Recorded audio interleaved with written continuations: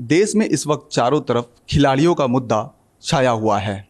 Supreme court के direction के बाद एफआईआर दर्ज होती है, उसके बाद भी जिन पर आरोप लगा है उनकी गिरफ्तारी नहीं हो रही है, जिसको लेकर के वो अपने मेडल को लेकर के हरिद्वार गंगा जी में विसर्जित करने जाते हैं। उसके बाद राकेश टिकैत के मना करने पर वो अपने मेडल बहाने से रुक जाते हैं। तो इन सब पूरे प्रकरण को जनता देख रही है। तो ये न्यूज़ 24 का डिजिटल प्लेटफॉर्म पे जनता सब देख रही है, जनता सब जानती है। इस कार्यक्रम में आपका स्वागत है। मैं आपके साथ हूं मनोज पांडे और हमारे साथ इस वक्त वरिष्ठ पत्रकार शरद प्रधान जी मौजूद हैं। सर, ये 4 महीने से लगभग खिलाड़ी जो ओलंपिक में मेडल जीत करके आए हैं वो धरने पर बैठे हुए हैं।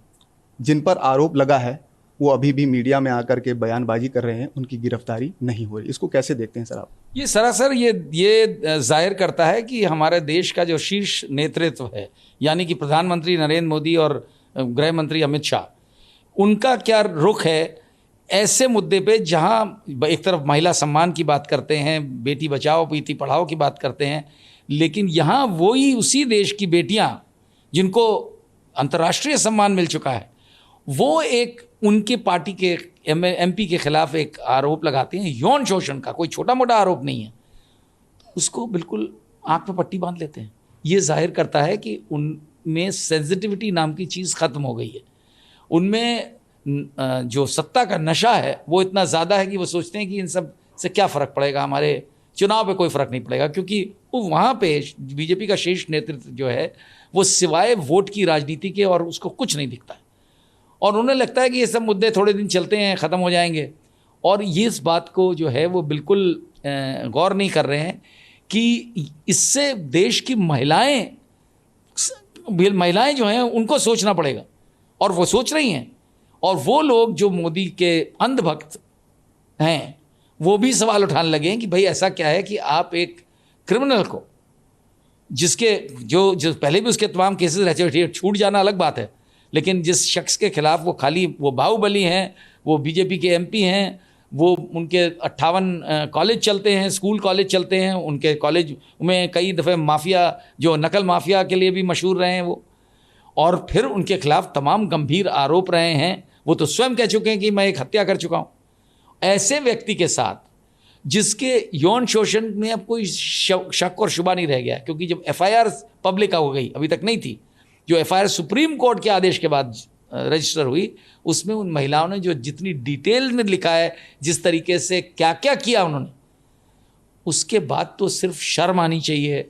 सरकार में कोई बैठा हो, चाहे ये बैठे हो चाहे कोई बैठा हो, अगर वो कार्रवाई नहीं करता है तो उनके लिए सबसे शर्म की बात है। और मुझे लगता है ये इसका खामियाजा इन्हें भुगतना पड़ेगा। आपने सर जिक्र किया कि सत्ता का नशा, और काफ़ी कद्दावर नेता माने जाते हैं ब्रजभूषण, जिनके आपने बताया जिक्र किया 58 कॉलेज हैं, तमाम उनकी गाड़ियां, तमाम फार्म हाउस भी हैं। उससे पहले कई एफआईआर भी हुई, खुद उन्होंने एक्सेप्ट, घोड़े रखते हैं और राजा हैं, तो खाली मामूली। तो क्या ये 2024 में जो लोकसभा चुनाव होने वाले हैं, इस वजह से शीर्ष नेतृत्व इन पे कार्रवाई करने से बच रहा है? ये लगता है ऐसे ही है, सामने ऐसे ही दिखता है, लेकिन मुझे लगता है कि अब मोदी जी के नाम पे देश भर में चुनाव जीता जाता है। 2-3 सीट जहां पे इनका असर बताया जाता है उत्तर प्रदेश में, उनसे इतना डर है कि वो जो है मोदी जी के वर्चस्व के ऊपर हावी हैं। इससे तो यही दिखता है। इसका मतलब है कि या तो वो गलत बात है, मतलब मोदी जी को क्या डर पड़ा है ब्रजभूषण शरण सिंह से? ब्रजभूषण शरण सिंह का स्तर ऐसा तो नहीं हो गया, कोई नहीं मानेगा इस बात को, मैं भी नहीं मानता, कि वो इतने बड़े नेता हैं कि वो मोदी के भी ऊपर भी हावी है। तब तो जो है फिर क्या देश को बताया जा रहा है? तो मुझे नहीं लगता है, ये एक धारणा बनाई गई है, एक इम्प्रेशन क्रिएट किया गया है, फॉल्स परसेप्शन क्रिएट किया गया है कि भाई वो तो यूपी के चुनाव को इफेक्ट कर देंगे और ठाकुरों के वोट को कर देंगे। तो वो क्या योगी आदित्यनाथ से बड़े ठाकुर नेता हैं?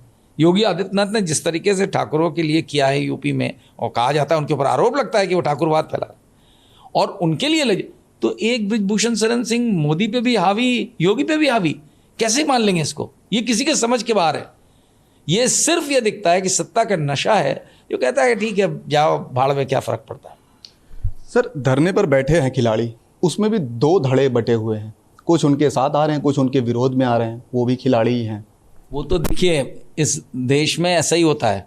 जो मेरा तो सिर्फ सिंपल मानना है, कोई भी महिला, अगर आदमी ये सोच के चलता है कि महिला झूठा आरोप, उसकी कहानियां बनाई गई हैं बृजभूषण शरण सिंह के समर्थकों द्वारा और बीजेपी के लीडर्स ने भी बनाई है कि साहब वो उसके पीछे कांग्रेस हैं और हुडा हैं और ये है, इसका मतलब ये आप ये कहना चाह रहे हैं कि ये मानसिकता दिखलाते हैं कि महिला कितनी, महिला को ये क्या समझते हैं, कूड़ा, कि कोई महिला मुझे बता दे, इन लोग की माँ बहनें नहीं हैं, बीवियाँ नहीं हैं, क्या कोई झूठा ये आरोप लगाएगी कि मेरे साथ छेड़खानी करी गई, मेरे साथ इस तरीके की, मतलब उस जिस तरह की डिटेल्स हैं वो बयान भी नहीं करी जा सकती कि वो करी।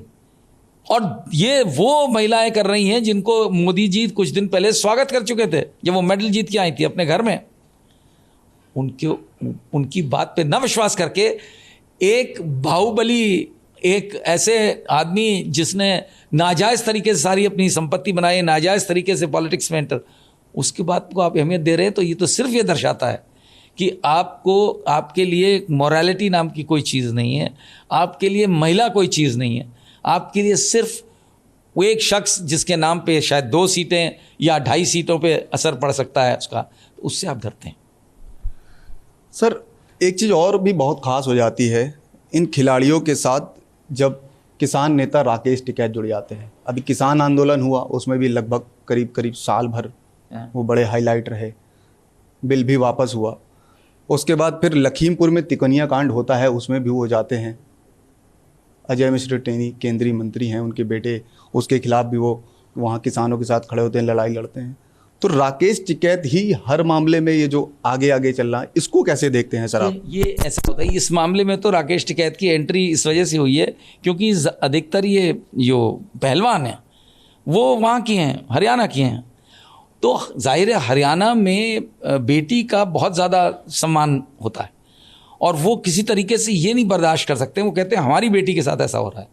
तो उसमें मामला जो ये जो खाप पंचायतें और ये सब जो जुड़ी और राकेश टिकैत की एंट्री हो गई, वो केवल इसी वजह से, जब भी कोई मुद्दा बड़ा बनता है तो बहुत से लोग अपने आप जुड़ने लगते हैं उससे, और क्योंकि उनको भी अपनी राजनीति, इसमें ठीक है कि उनको भी अपनी राजनीति करनी है भाई, वो उनका आना कोई, मुझे लगता नहीं इसके पीछे कोई साजिश है। एक ये नेचुरल कोर्स है कि कोई भी बड़ा मुद्दा बनता है तो तमाम लोग उसमें आ करके जुड़ते हैं, बोलने लगे। अभी तक जो लोग नहीं बोल रहे थे, बहुत से लोग बोलने लगे, कई वर्ग के लोग बोलने लगे, क्रिकेट वाले बोल रहे हैं। क्रिकेट वालों को तो इतना पैसा है, क्रिकेट एक अकेला स्पोर्ट है इंडिया में जिसमें इफरात में पैसा है और किसी खेल में नहीं है। और लग रहा था कि क्रिकेट की टीम ने 83 की जो वर्ल्ड कप जीत कर गोल्ड वो वर्ल्ड कप जीत के आई, उसने तक इसको कंडेम किया है, तो आप कहें कि वो भी साजिश कर रहे हैं। तो जब एक मुद्दा गर्माता है तो लोग शामिल होते हैं इसमें। टिकैत की एंट्री को कोई दूसरे तरीके से नहीं देखना चाहिए, ये वो लोग देखते हैं जो बृजभूषण शरण सिंह के समर्थक हैं, वो उस नज़रिए से देखते हैं जिसको मामले को ट्विस्ट करना है उन्हें।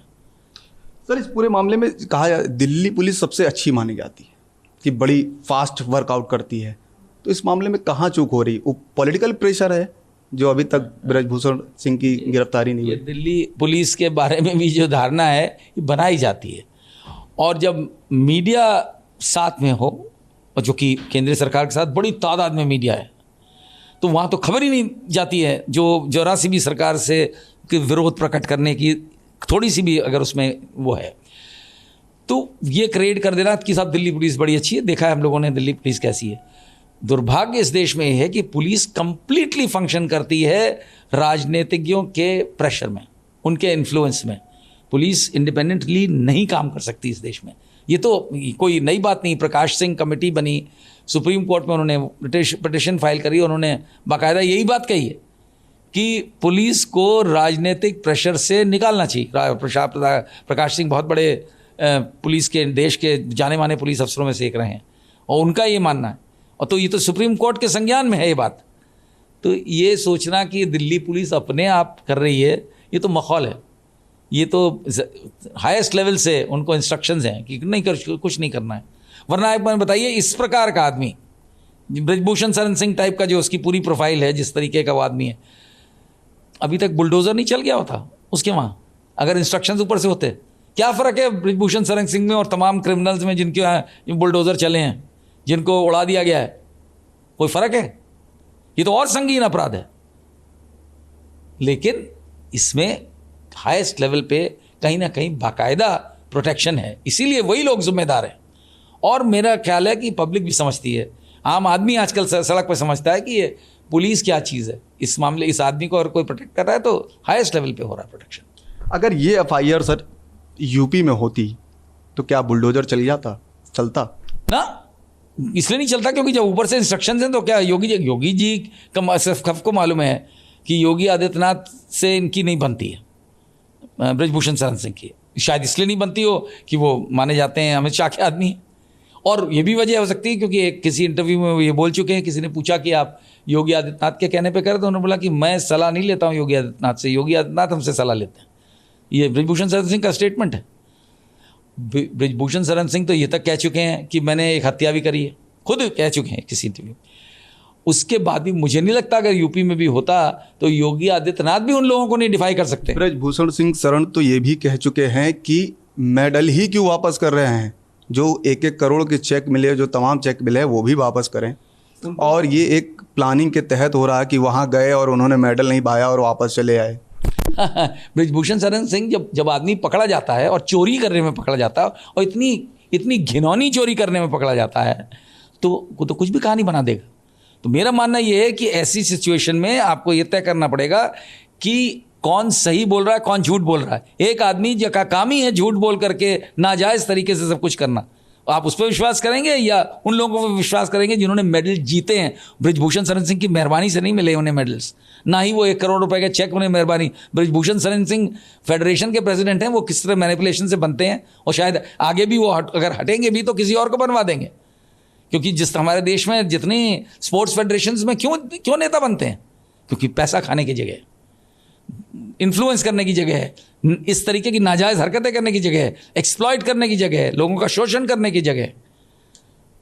एक ये भी वजह, आखिरी सवाल ये है सर कि ये भी वजह मानी जा रही हरियाणा बनाम यूपी, क्योंकि करीब 12 साल से ये फेडरेशन के अध्यक्ष रहे, तो इन्होंने यूपी में तमाम आयोजन करवाया है। हरियाणा, चूँकि जो कुश्ती और जो बॉक्सिंग खिलाड़ी जो हैं सबसे ज़्यादा वो हरियाणा के हैं, लेकिन इन्होंने आयोजन कराया यूपी के लखनऊ में। क्या ये भी बड़ी वजह है कि धीरे धीरे वहाँ की चीज़ें यूपी में लेके आ रहे हैं? ये कहानी भी बिल्ड करी गई है सिर्फ ब्रजभूषण शरण सिंह के समर्थकों द्वारा, जिसको ये बात, मुझे तो सिंपल सवाल है, ब्रजभूषण शरण सिंह ये बता दें, अगर ये ऐसी तरीके की कहानी है तो ये बता दें कि उनके घर में कोई महिला जो है इस तरीके का झूठा आरोप लगाएगी अपने लिए कि मेरे साथ इस तरीके का हुआ।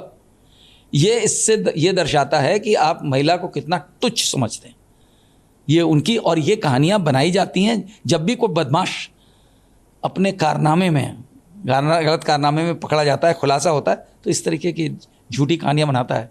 और लोगों को जिनके पट्टी बंदी होगी और कान में रुई लगी होगी उनके नहीं समझ में आएगी, जिनके दिमाग बंद कर दिए गए हैं उनके नहीं समझ में आएगा, वरना मुझे लगता है आम जनता सब समझ रही है कि हकीकत क्या है। तो ये थे वरिष्ठ पत्रकार शरद प्रधान जी, जिनका कहना है कि दिल्ली की पुलिस कैसे काम करती है सब जानते हैं। साथ ही ब्रजभूषण शरण सिंह को कौन नहीं जानता, सब जानते हैं कि वो एक अपराधी हैं। उन्होंने खुद अपने मुंह से कहा है कि मैं खुद एक हत्या कर चुका हूं, और उसके बाद भी उनको बचाया जा रहा है शीर्ष नेतृत्व के द्वारा। तो न्यूज़ 24 के डिजिटल प्लेटफॉर्म जनता सब जानती है, जनता सब देख रही है। आज के लिए इतना ही। कैमरा पर्सन सचिन सैनी के साथ मनोज पांडे, लखनऊ न्यूज़ 24।